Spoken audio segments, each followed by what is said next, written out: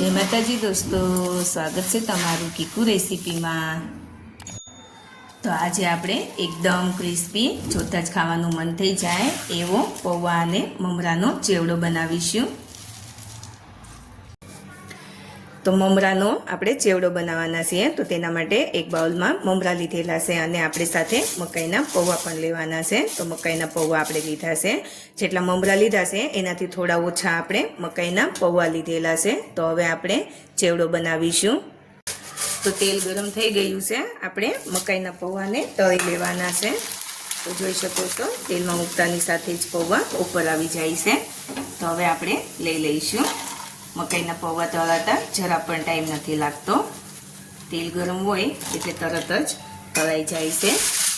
तो आवी रीते आपणे बीजा पौवा पण तળી लईशुं।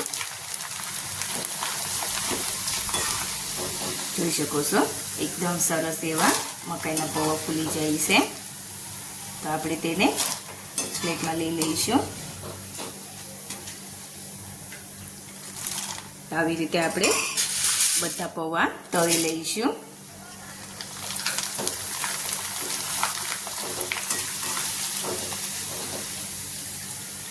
આવી રીતે આપણે પૌવાને તળી લઈશું।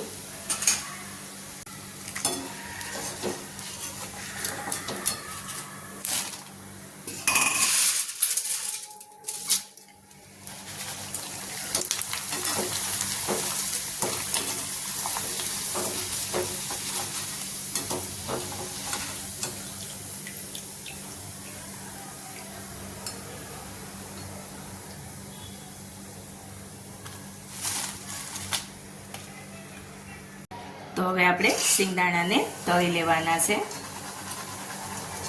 આવી રીતે જાળામાં રાખીને તળવાના છે सींगदाणाने।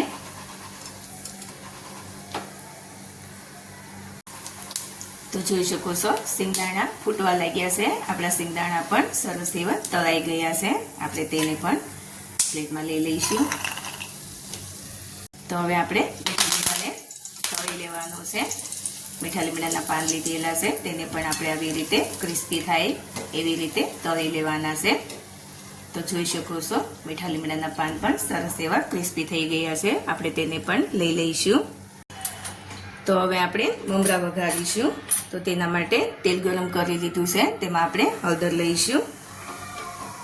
ગેસની ફ્લેમ એકદમ સ્લો રાખવાની છે અને આપણે મીઠું લઈશું સ્વાદ પ્રમાણે અને बराबर हलावी लेवानुं छे। तो हवे आपणे ममरा लई लईशुं। ममरा लई अने ममराने बराबर मिक्स करी देवाना छे।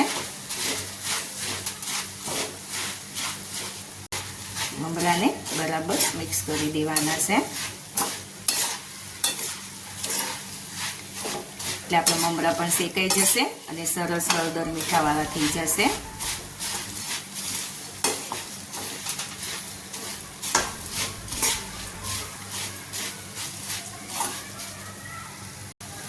તો જોઈ શકો છો સરસ એવા આપણા મમરા વઘારાઈ ગયા છે। હવે આપણે ગેસની ફ્લેમ બંધ કરી દઈશું। તો હવે આપણે આવું મોટું વાસણ લેવાનું છે અને મમરાને આપણે લઈ લેવાના છે। તો આપણે બધા મમરાને લઈ લીધા છે। તો આપણે મમરાને વાસણમાં લઈ લીધા છે। હવે આપણે પૌવા લીધેલા છે, પૌવાને આપણે આવી રીતે થોડા હાથની મદદથી ક્રશ કરતા જવાના છે, એટલે પૌવા બહુ મોટા હોય તે થોડા તૂટી જાય। જો આખા રાખવા હોય તો આખા પણ રાખી શકાય છે। આપણે આવી રીતે થોડા ટુકડા કરી લેવાના છે પૌવાના। तो જોઈ શકો છો આપણે પૌવાને પણ સરસ એવા ટુકડા કરીને લઈ લીધા છે। તો હવે આપણે શેકેલા સિંગદાણા લઈ લઈશું। આ તીખી દાળ લીધેલી છે, ચણાની દાળ લીધેલી છે, આપણે તે લઈ લઈશું। આલુ સેવ લીધેલી છે, તે લઈ લઈશું અને આ ઝીણી સેવ લીધેલી છે, તે લઈ લઈશું।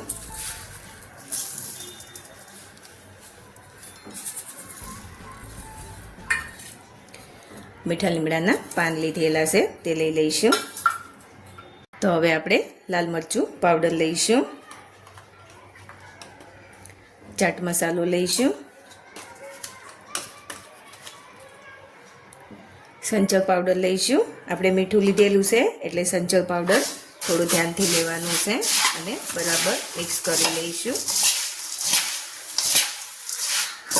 આવી રીતે બધું બરાબર મિક્સ કરી લેવાનું છે.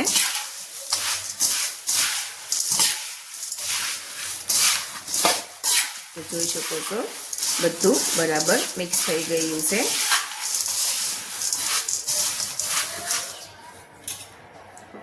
હવે આપણે ઉપરથી લીંબુ નીચોવી દેવાનું છે.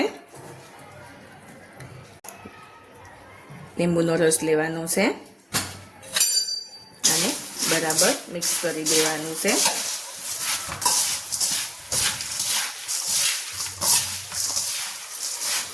તમને જે પ્રમાણે તીખો જોઈતો હોય એવી રીતે તીખાશ પ્રમાણે લાલ મરચું પાવડર લેવાનું છે. મારા બાળકો બહુ તીખું નથી ખાતા એટલા માટે મેં ઓછું મરચું પાવડર લીધેલું છે. જો તમને વધારે જોઈતું હોય તો વધારે મરચું પાવડર લઈ શકાય છે. તો હવે આપણે આ દળેલી ખાંડ લીધેલી છે. દળેલી ખાંડ લેવાથી સરસ એવો મીઠો સ્વાદ આવશે. લીંબુ પણ લીધું છે અને દળેલી ખાંડ પણ લીધી છે એટલે સરસ એવો ચેવડાનો ખાટો મીઠો ટેસ્ટ આવે છે. બરાબર મિક્સ કરી દેવાનું છે.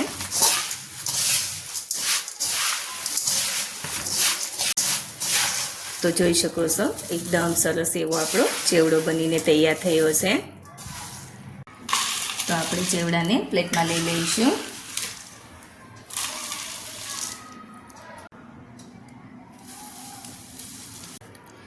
તો તૈયાર છે આપણો એકદમ ક્રિસ્પી એવો પૌવા અને મમરાનો ચેવડો. તમે જોઈ શકો છો કેટલો સરસ ચેવડો બનીને તૈયાર થયો છે.